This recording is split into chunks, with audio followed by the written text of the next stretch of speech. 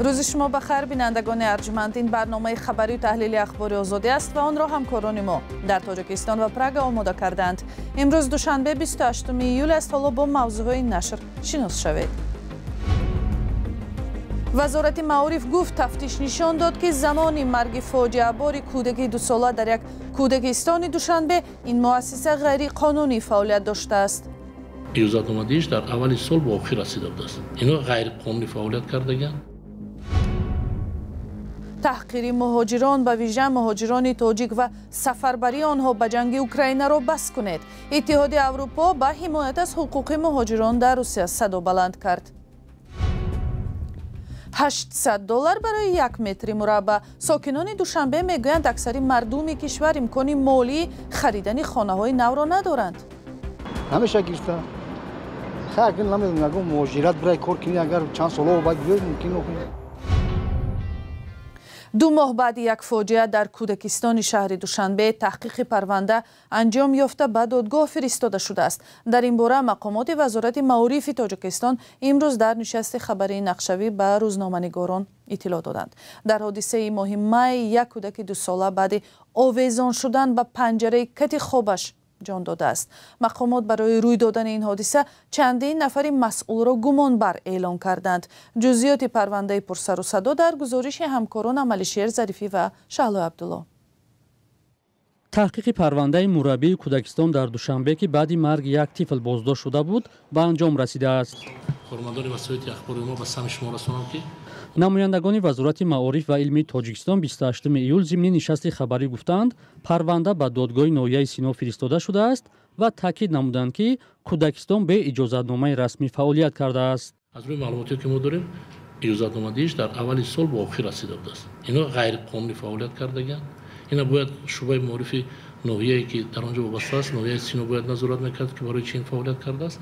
در حال حاضر از روی معلوماتی که ما داریم فعالیت ندارد. آن کمبودی داشتن باید کمبودیشون برطرف کرده شود. از نو برای اجازتنامه‌ای پیشنهاد می‌کنند. روز 19 می در کودکستان سوال و جواب شهر دوشنبه سودایسی 2 ساله به هلاکت رسید. نواری جان کندن این کودک به پنجره رخت خواب آویزان شده بود. واکنش‌های زیاد را در شبکه‌های اجتماعی به میان آورد. در پیوند به مرگ کودک مربی او را برای خنک نظری بازداشت کرده بودند. خانواده پسر بچه میگویند در رابطه با مرگ فرزندشان در برابر مربی نسبت 5 نفر دیگر نیز پرونده باز شده است. آنها در صحبت بدون میکروفون با رادیو آزادی گفتند که میان افرادی که نسبتشان پرونده باز شده است مدیر کودکستان و چند تن از مسئولان است که به مسئله اجازتنامه‌ای مربوطند. خانواده سودایسی 2 ساله تاکید نمودند که آنها از رفت تفتیشات شکایت ندارند و از دادگاه انتظارند که در نسبت مرگ فرزندشان حکم عادلانه صادر میکند. مقامات تفتیشاتی و دادگاهی تا حال پرونده دیگر بازداشت شده ها را شرح ندادند و تماس‌های ما نیز به نتیجه ماندند. با اطلاع رسمی در تاجیکستان 744 کودکستان فعالیت دارند و 114,000 کودک را نگاهبین می‌کنند. نگرانی‌های والدان از بی‌اعتنایی به قاعده‌های نگاهبین و شرایط کودکستان در گذشته بارها صدا داده است، ولی این باری اول است که یک طفل به هلاکت رسد. اتحاد اروپا از حکومت روسیه خواسته است حقوق مهاجران کاری از آسیای مرکزی از جمله مهاجران تاجیک را رعایت کند. در بیانیه اتحاد اروپا که آخر هفته گذشته نشر شد، مقامات روسیه را تنقید کردند که با مهاجران کاری از آسیای مرکزی بدرفتاری میکنند و باید به این کارشان خاتمه داده شود. از همکارم طاهری سفر که این موضوع را پیگیری کرده است، قبل از برنامه اول درباره جزئیات بیانیه پرسیدم. بله خیرامان، بیانیه اتحاد اروپا در پاسخ به گزارش سالانه تاتیانا تورکان رهبر دفتر سازمان امنیت و همکاری اروپا در دوشنبه نشر شده است. گزارش هم درباره کار این دفتر در تاجیکستان است که برای رشد دموکراسی، امنیت و دیگر عرصه‌ها به تاجیکستان کمک می‌کند. در بیانیه که روز 24 ایول نشر شد آمده است ما از گزارش‌ها درباره تبعیض و بدرفتاری با مهاجران کاری از آسیای مرکزی در روسیه اکثرا تاجیک تباران که تمام سال ادامه کرد نگران هستیم. روسیه باید به حقوق انسانی آنها، آزادی‌های بنیادی و کرامت انسانیشان احترام بگذارد. ما هر گونه تلاش‌های روسیه برای سوء استفاده خارجیان در جنگ تجاوزگرانه خود به ضد اوکراین را محکوم می‌کنیم. پایان اقتباس. اشاره اتحاد اروپا ظاهراً به گزارش‌های زیاد درباره لطوکوب مهاجران از آسیای مرکزی به احترامی به آنها اخراج دست جمعی مهاجران است که از سال 2024 تا کنون در روسیه ادامه دارد. عین زمان اشاره به جلب زندانیان تاجیک یا دیگر مهاجران ناعلاج به جنگ در اوکراین است و طور می‌دانیم تاکنون 10 نفر از شهروندان تاجیکستان به جنگ به ضد اوکراین سفربر شده و در آنجا کشته شدند. در ادامه از همکارم پرسیدم که برابر با انتقاد از روسیه آیا اتحادیه اروپا مثلا از تاجیکستان هم چیزی تقاضا کرده است؟ اتحادیه اروپا که همکاری با تاجیکستان را تا رفت زیادتر می‌کند گفته است انتظار دارد کشور عهدهای را که به سازمان امنیت و همکاری اروپا داده است اجرا می‌کند. در بیانیه همچنین از وضع حقوق انسان در تاجیکستان اظهار نگرانی شده است که به گفته حامیان حقوق سال تا سال بدتر می‌شود. اتحادیه اروپا از جمله با اشاره به احوال بدی مطبوعات مستقل در تاجیکستان گفته است ما کارسری آزادی مطبوعات و آزادی سخن را اولویت می‌شماریم. ما به مقامات تاجیکستان گوشزد می‌کنیم که تمام عهدهای داده خود به سازمان امنیت و همکاری اروپا درباره آزادی سخن و آزادی مطبوعات را اجرا کند و تضمین دهد که عقیده‌های دیگر اندیشانه آزادانه بیان شوند.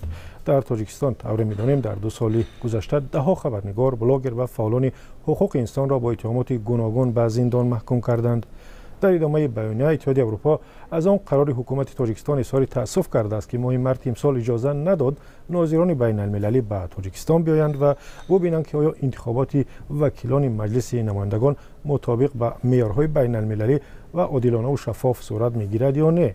در 10 سالهای اخیر بار اول بود که حکومت تاجیکستان از ثبت نام ناظران سازمان امنیت و همکاری اروپا خودداری کرد و به آنها اجازه مشاهده انتخابات را نداد. وزارت امور خارجه تاجیکستان آن زمان گفته بود که به دلیل دیر مراجعت کردن ناظران خارجی آنها را ثبت نام نکردند. در بیانیه اتحادیه اروپا آمده است ثبت نام نکردن مخالف با اصولها و تعهدات به سازمان امنیت و همکاری اروپا است، چون رای دهندگان تاجیک و نهادها را از ارزیابی بی‌طرفانه و مستقلانه جریان انتخابات پارلمانی محروم کرد. اتحادیه اروپا همچنین گفته است که در همکاری‌ها با کشورهای آسیای مرکزی از جمله تاجیکستان همچنان به تامین ولایت قانون، حمایت از حقوق تمام طبقه‌های جامعه، تامین آزادی‌های بنیادی و مدیریت درست تاکید خواهد کرد. تشکر همکارم طاهری سفر بود با خلاصه‌های انتقادهای اتحادیه اروپا از روسیه و مشورت‌ها با تاجیکستان در رابطه با وضع مهاجران در روسیه و دیگر مسائل.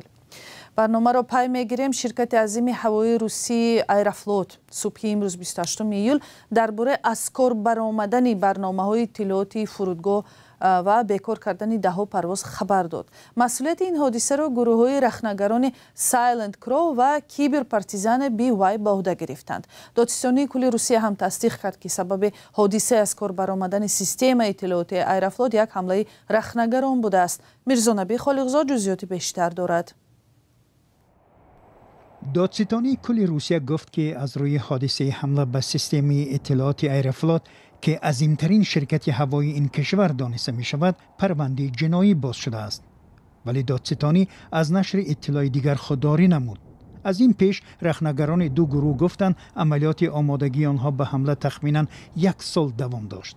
شرکت‌های رخنه‌گران سایلنت گرو و کیبر پارتیزان ادعا کردند که توانستند به شبکه عمومی شرکت عظیمترین هوایی روسیه وارد شده به معلومات فراوان پروازهای مشتری‌ها، نظام نظارت از کار کارمندان شرکت و ثبت گفتگوهای تلفنی داخلی این مؤسسه دسترسی پیدا کنند. خود ایروفلوت هنوز این ادعاها را شرح نمی‌دهد. شرکت از مسافران درخواست نمود که در فرودگاه شرمیتوو برای بازپس گرفتن بار و بغاجشان مراجعت کنند و مسافرانی که بارشان را بازپس گرفتند برای پیشگیری از تنبشوی باید بینای فرودگاه را خالی کنند. ایروفلوت پروازها به سمت یکاترینبورگ، چلیابینسک، ستاوروپول، مینرالنی وودی، سنت پترزبورگ، اینچنین مینسک و یریوان را بیکار کرده است. تا نصف روزی ایروفلوت از بیکار شدن 49 پرواز خبر داد.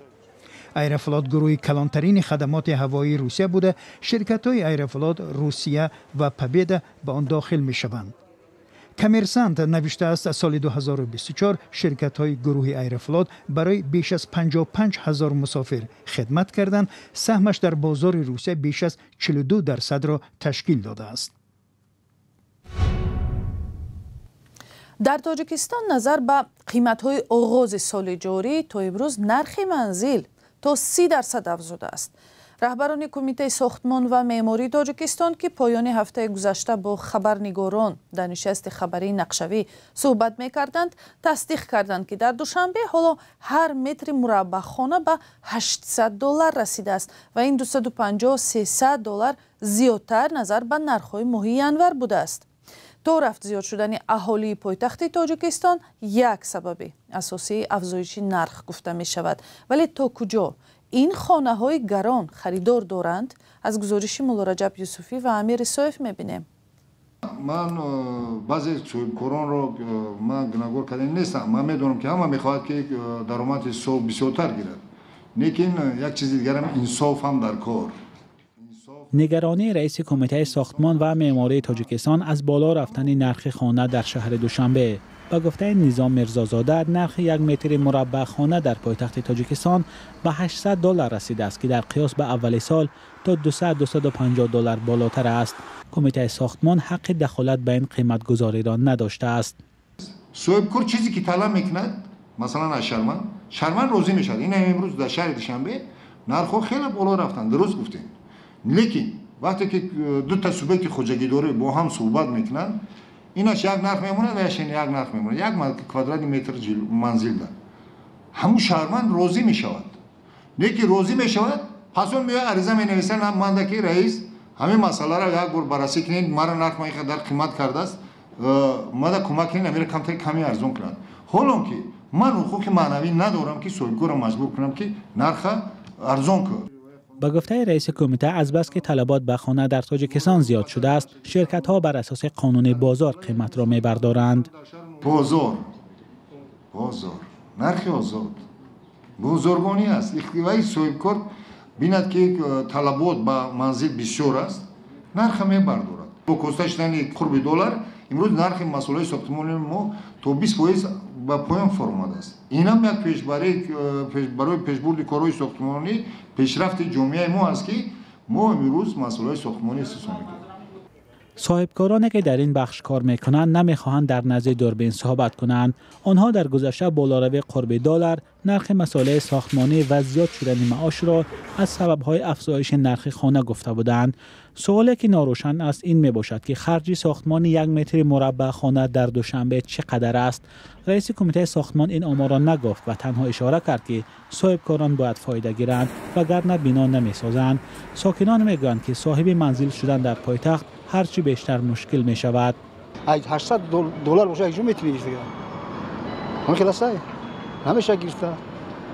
خیلی نمیدونم اگه مهاجرت برای کار کنی اگر چند سال بعد بیاید ممکن نکنه. نرخ نرمال براتان. خیلی که شهر پایتخت تاجیکستان هم کدام وزمانش دارد بگیره نداره یا داموران اون قدر آدم هر سال هر ماه کوارتیر پولی میتونه که سوما زمین نمیگیرن کنه.